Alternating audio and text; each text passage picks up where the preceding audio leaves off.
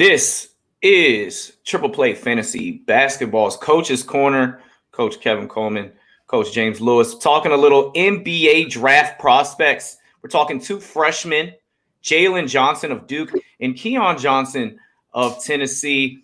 Two guys that are top 5 picks, top 10 picks, depending on where you're looking at. Currently, Bleacher Report has Keon Johnson going 6, Jalen Johnson going 7. I mean, these lists, they come and go, but especially with this position, I see a lot of differences in opinions on some of these wing players. Two guys that were top 25 players coming out of high school. Jalen Johnson was the 11th ranked recruit.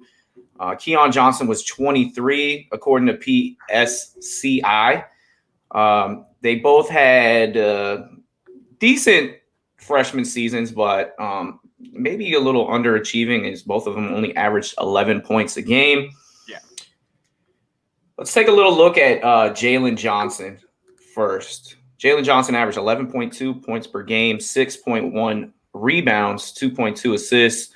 Now, he only played 22 minutes, I believe, a game. His per 40 is 21, 11.4, and 4.2.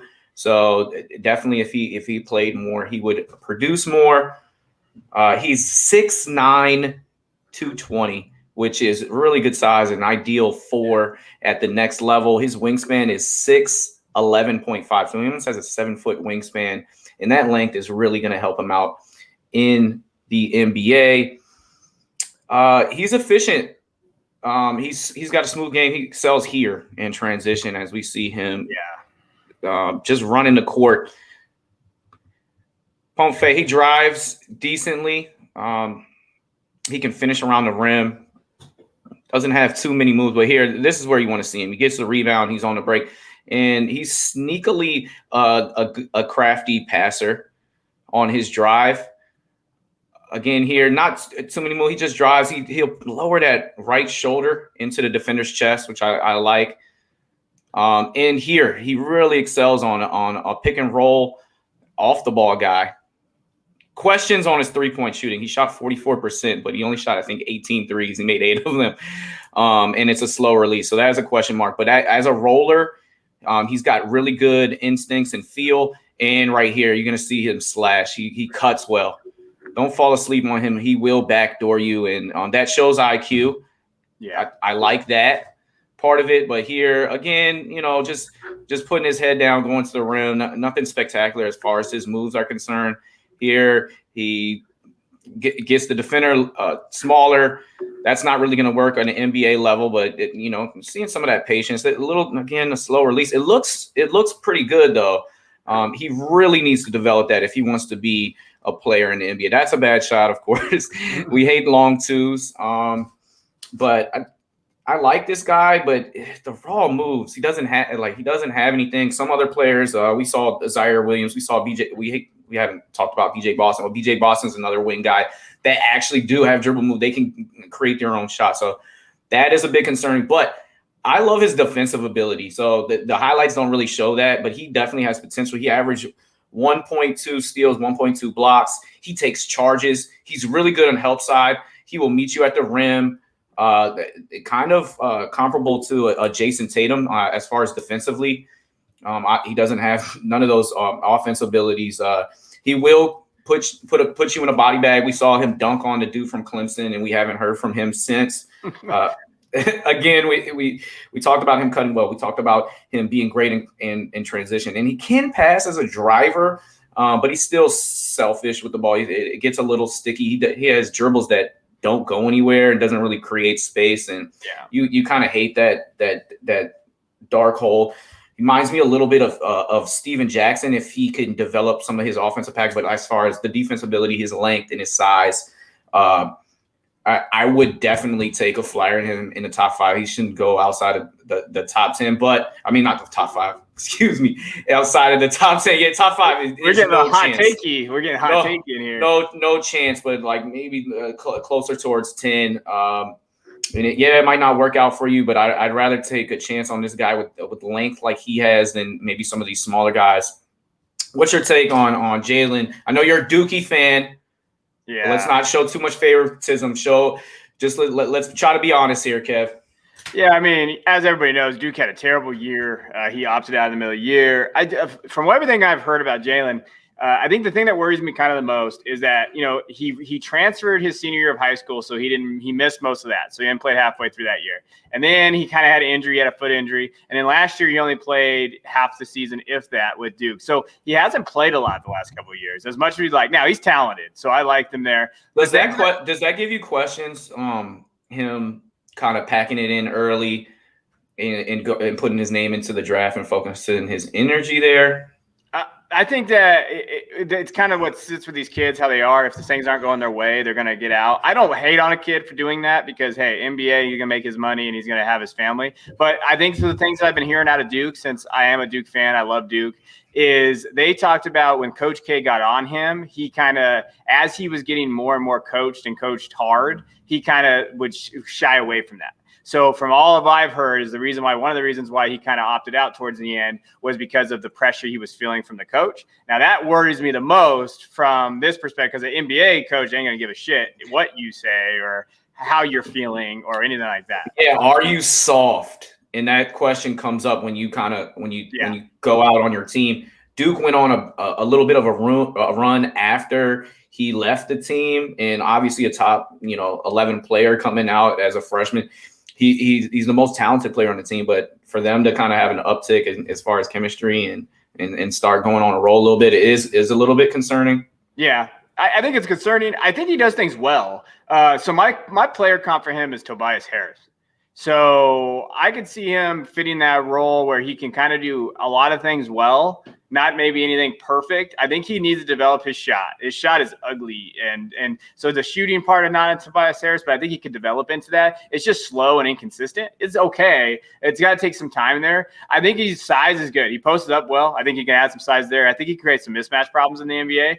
He's got a really good mid-range game. He's soft touch around the basket. He finishes well. The problem with me is, do you think he can score off of the dribble? Do you think he can create for himself? Do you think he can do those type of things? Nah. I think he's that pickup game. I'm going to get the rebound. I'm going to just kind of score around the basket guy.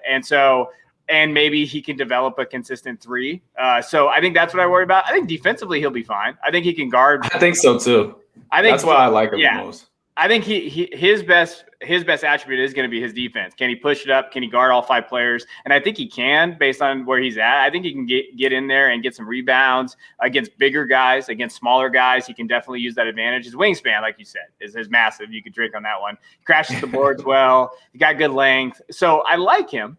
I would be nervous. Like you said, around the top 10 a little later. I saw him recently mocked at 22, so he fell a little bit in a mock. I think he is one of the most controversial players in this draft because he has the talent to be a top 10 talent. I saw a mock where he was 7. So we have somebody mocking at 7, someone going at 22. I believed I had him around the 9 or 8 range or 10 range or 11, somewhere in that kind of range too, because of his talent. But I could see teams getting a little worried about what he has. I don't really have a perfect spot for him. I saw him mock to the Rockets, and again, they're rebuilding. Maybe they get Jalen and him. That would be an interesting duo, kind of having Jalen Green doing those guys. He's okay. Yeah, I think they have like 3 first-round picks. Yeah, so they could rebuild, right? And I think maybe Jalen would be that kid that can come in, kind of learn the system, plug D and 3 guy. If he learns that 3 outside shooting, just get the rebounds and do that. Will he be a big statistical guy that's going to tear the league up? Maybe not, but he could be like a Tobias Harris role where he finds his role and gets in there and can kind of adapt to the game.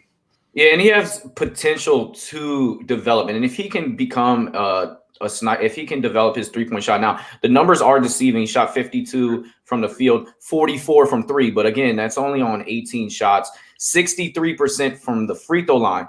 Now, that's concerning. That kind of shows that maybe he can't shoot too well. So he definitely has to get better in that area. He's not too explosive. He can dunk on you.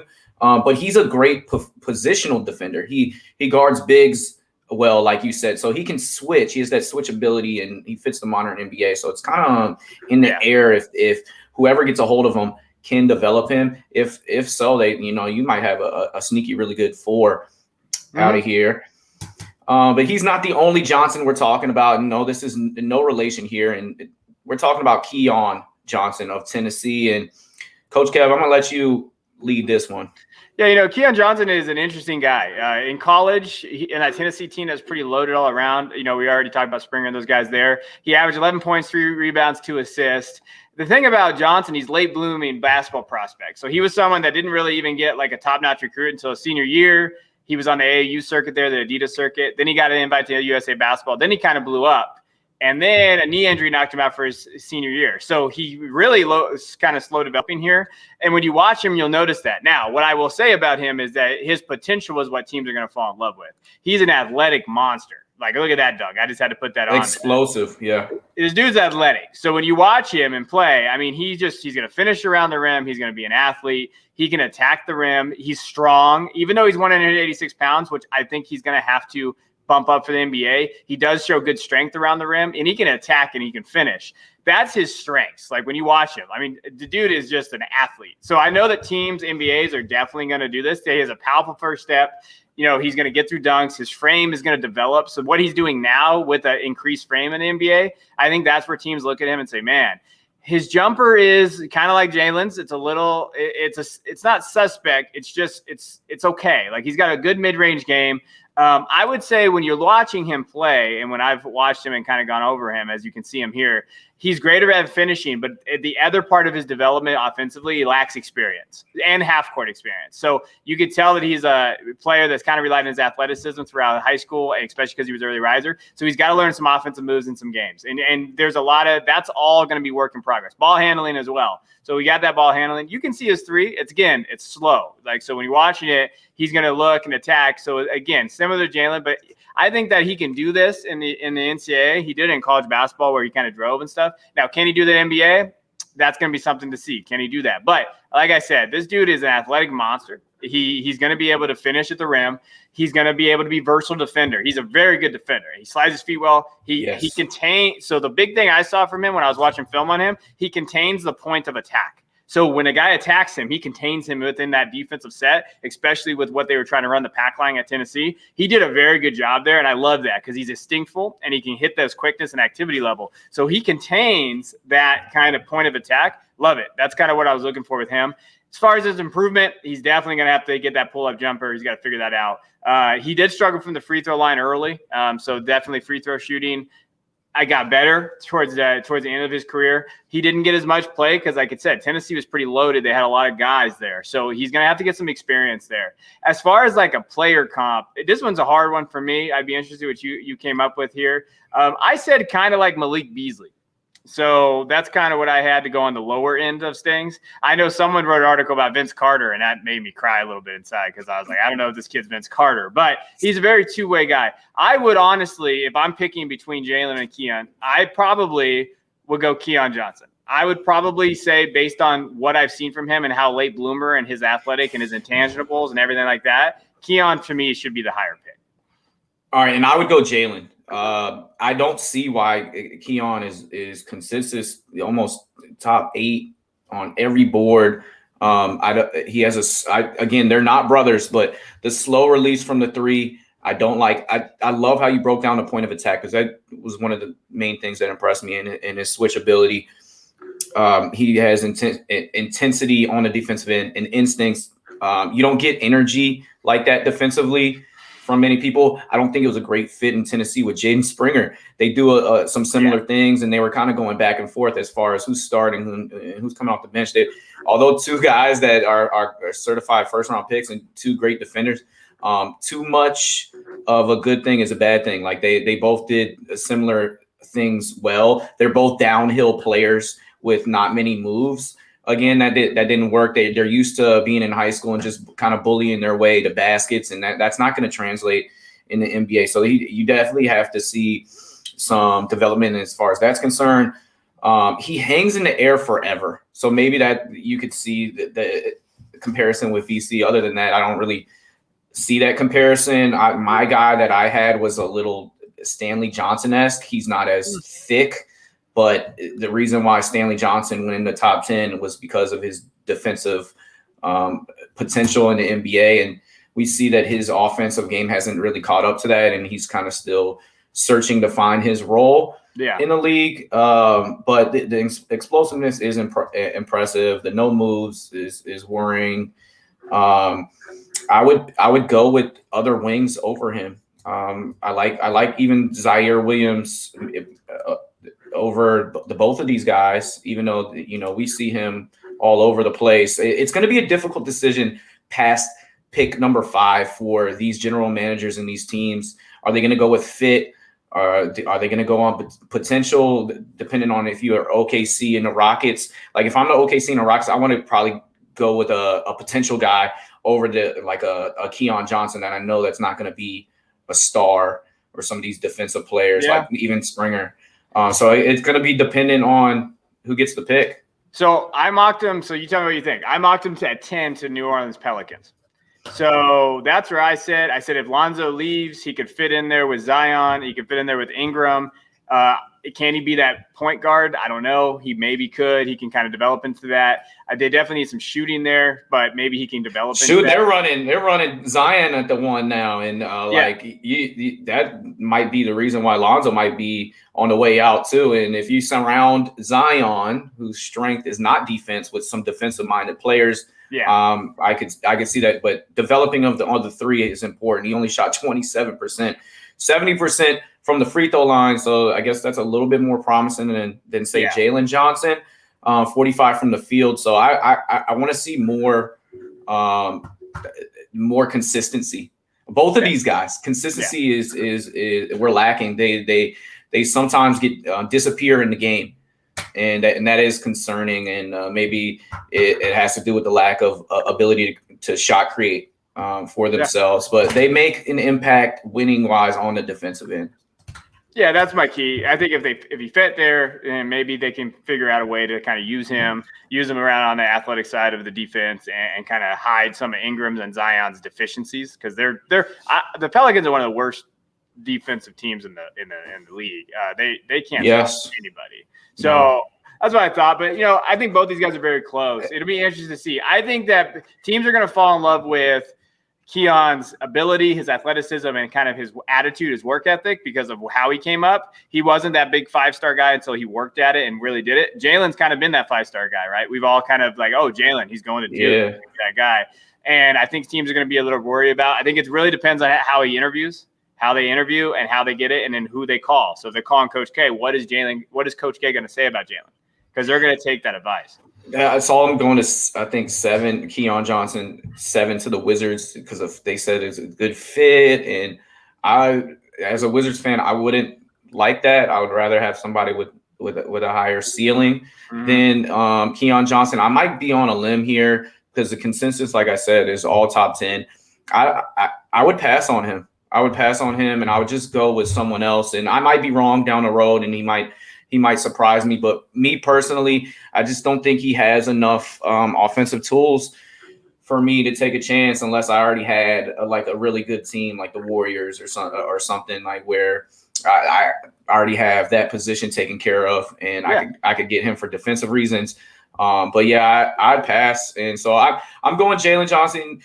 Kev's going Keon, and we'll see in 5 years who's right about the Johnson bros. No relation.